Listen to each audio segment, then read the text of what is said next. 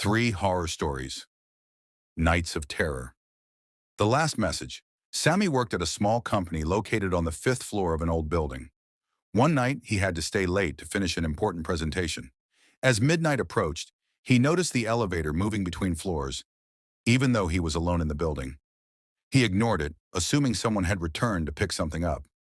Suddenly, he received a message on his desktop, even though the internet was disconnected. Do not use the elevator. It's not for you. His blood ran cold as he looked around in fear. He ran out of the office toward the stairs, but from the corner of his eye, he saw the elevator door slowly opening. Inside stood a man who looked exactly like him, wearing the same clothes, but his face was covered in blood. Sammy fled down the stairs without stopping, and with every floor he descended, he heard the elevator doors opening and closing as if chasing him, until he burst out of the building, gasping, only to find a new message on his phone.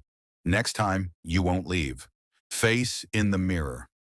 Layla lived alone in a small apartment she had rented after moving for her studies.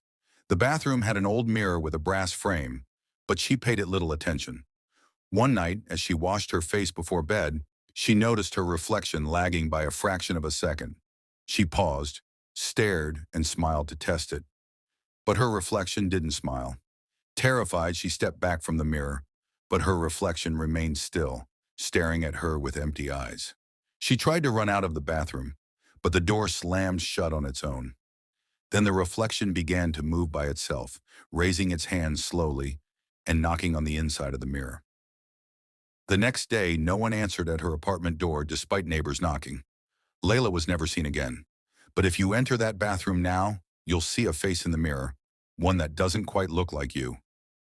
Whispers under the bed. On a rainy night, Rowan was getting ready for bed in her new room after moving with her family to an old house in a quiet suburb. As she turned off the lights and lay down, she started hearing faint whispers coming from under her bed. She thought she was imagining things. She tried to ignore it and sleep. But the whispers grew clearer, as if someone was slowly whispering her name. Rowan. Rowan ... Terrified, she turned on the lamp and looked under the bed.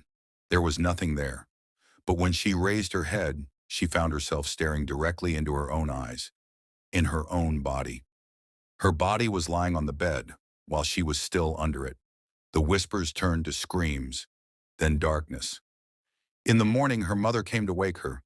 Rowan was lying peacefully, eyes wide open, staring at the ceiling, with a strange smile on her lips.